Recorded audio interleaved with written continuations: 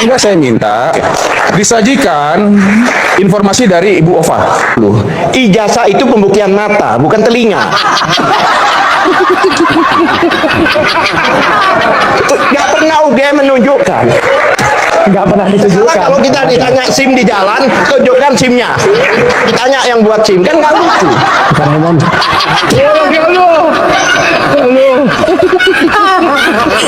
Karena Rosirio CS ini, Rosirio, Rismond, dan Tifa ini, itu dia punya ilmu teknis yang tak dipunyai oleh tim dari Pak Jokowi, termasuk Dazul kan.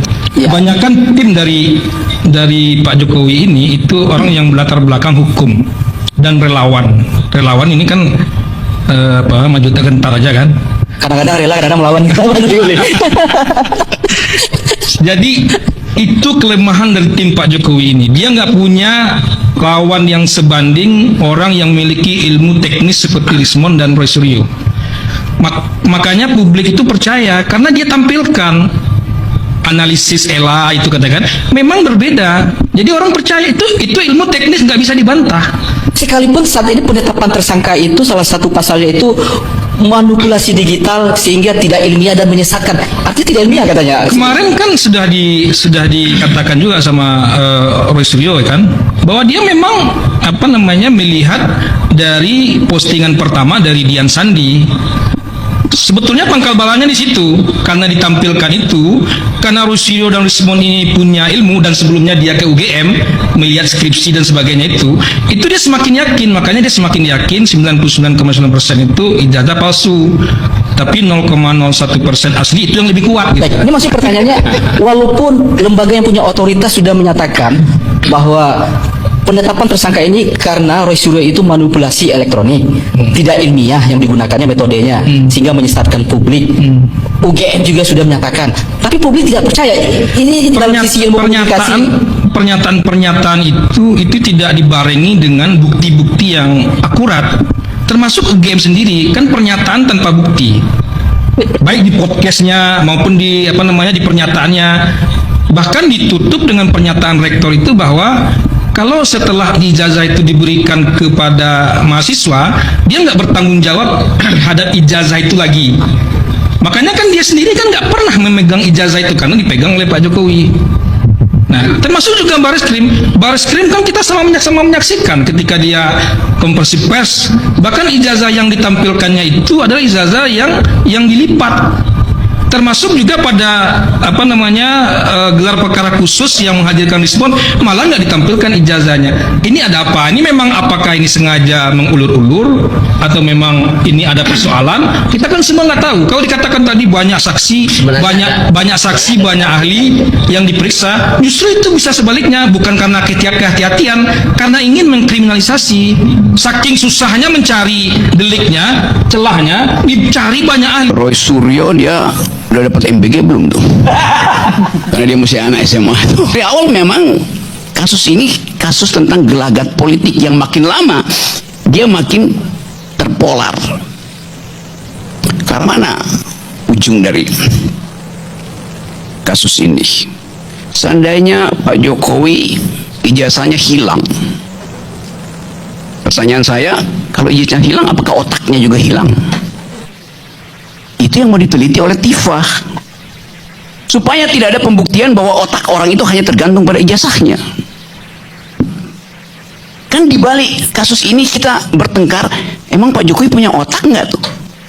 Kalau dibuktikan secara sosiologi, secara psikologi bahwa Pak Jokowi berpikir runtut, reasoningnya bagus, kalkulasinya efektif, orang nggak akan persoalin mau punya ijazah mau nggak punya ijazah. Tapi kita masuk di situ tanpa sadar bahwa yang sedang diuji adalah kapasitas berpikir dari hakim, pengacara, tim Jokowi, tim Roy Suryo tentang kasus ini. Karena itu pada akhirnya ujungnya bertahun-tahun bicara. Saya saksi ahli pertama waktu kasus ini dibuka pertama di Pengadilan Solo dengan akibat saudara Bambang Tri dibui itu. Dari awal saya menganggap bahwa ini akan berakhir pada tema gelagat politik, dan benar akhirnya hari ini Orang bertanya, orang kuatnya siapa? Saya buka. Misteri orang kuatnya di balik penangguhan penahanan Roy dan Tifa, orang kuatnya adalah Joko Widodo. Yang menghendaki mereka ditangguhkan adalah Joko Widodo. Lalu orang tanya, lu tahu dari mana, Rok? Kan semua. Oke, teman-teman, Gajah Mada ditangkap karena ijazah palsu. Ya, jadi teman-teman, dalam kasus polemik perkara ijazah mantan Presiden Joko Widodo terus bergulir.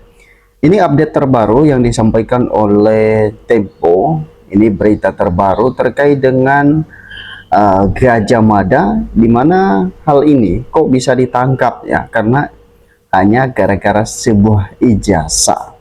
Nah, jadi teman-teman, kalau kita melihat ini ada beberapa hal yang disampaikan di sini, bahwa sejumlah ini konten, kita nggak tahu apakah ini diedit atau memang direkayasa, menyatakan bahwa sejumlah konten di YouTube atau di Facebook menyebut bahwa UGM Offamilia ditangkap terkait dengan dugaan ijazah palsu mantan Presiden Joko Widodo. Konten tersebut juga mengklaim kampus UGM disegel.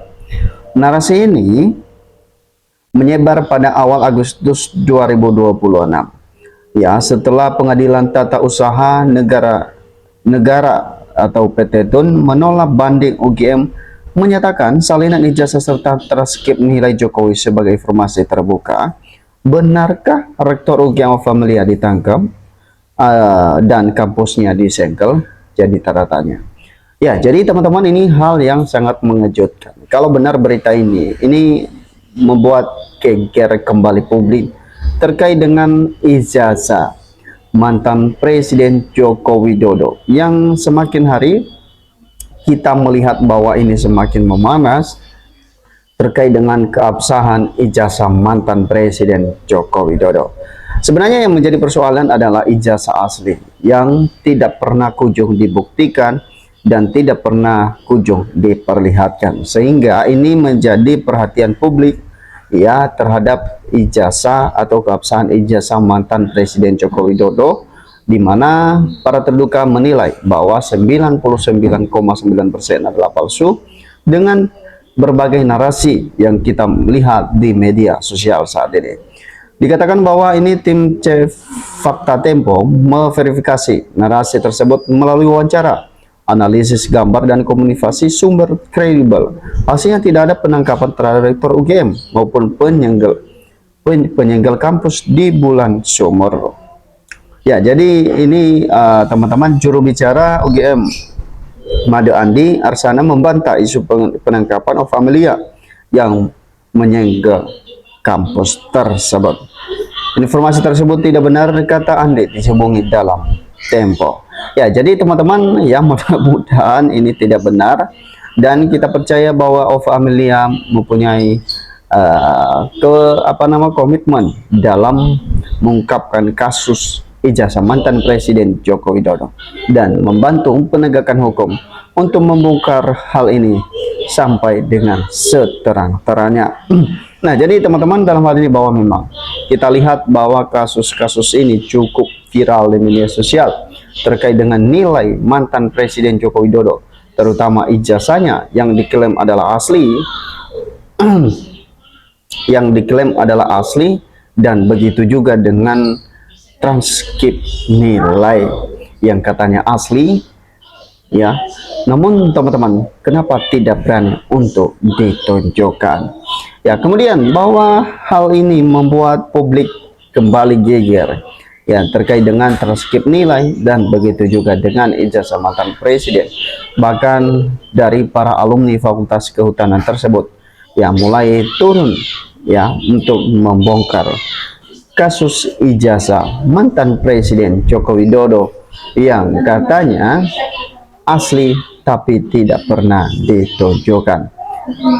Oke, dilanjutkan lagi bahwa sidang gugatan perdata terkait ijazah mantan Presiden ke-7 Joko Widodo ini digelar di pengadilan, dan bahkan sidang-sidang juga yang sudah dilakukan kenapa mantan Presiden Joko Widodo ini tidak pernah hadir dan tidak pernah menunjukkan ijazahnya asli, teman-teman, ya, dan tidak pernah diperlihatkan. Ya, kemudian bahwa mulai dari perkara yang diajukan Bambang Tri Mulyono pada 2022 hingga gugatan, ya, Bambang Tri Mulyono pada 2022, 2022 hingga gugatan Siti Lawson. Ya, kemudian Jokowi juga dinilai melawan hukum karena tidak menunjukkan ijazah asli di persidangan. Ditemukan usai sidang, kuasa hukum menggugat Agus Susilo Musli, ya, mengatakan bahwa ada 6 alat bukti yang dibawa dalam persidangan hari ini, mulai dari ijazah dan transkrip nilai. Penggugat dinilai, ya, yang berkaitan dengan ijazah Jokowi. Ya, jadi teman-teman, bahwa memang kita memahami bahwa memang kasus ijazah ini adalah sudah perbuatan politik. Pada akhirnya Pak Jokowi didesak oleh berbagai pihak, terutama para tersangka, untuk menunjukkan ijazahnya tersebut, untuk memperlihatkan ijazahnya. Nantinya, apakah ijazah tersebut dihadirkan atau tidak, teman-teman? Inilah hal yang sangat ditunggu-tunggu oleh para tersangka kepada mantan Presiden Joko Widodo untuk membuktikan itu di pengadilan, apakah itu asli atau palsu. Nah, ketika ini hal semua sudah dibuka, sudah tidak ada lagi yang ditutupi, tentu ya saatnya pengadilan memutuskan apakah tim Roy Suryo yang salah atau dari kubu Pak Jokowi. Ya, kedua hal ini, teman-teman, kita percaya kepada lembaga penegakan hukum, terutama pengadilan, ya, untuk memastikan hal ini. Ya, untuk memastikan hal ini untuk bisa dibuktikan secara terang benderang di hadapan publik. Itu saja, sampai ketemu di postingan.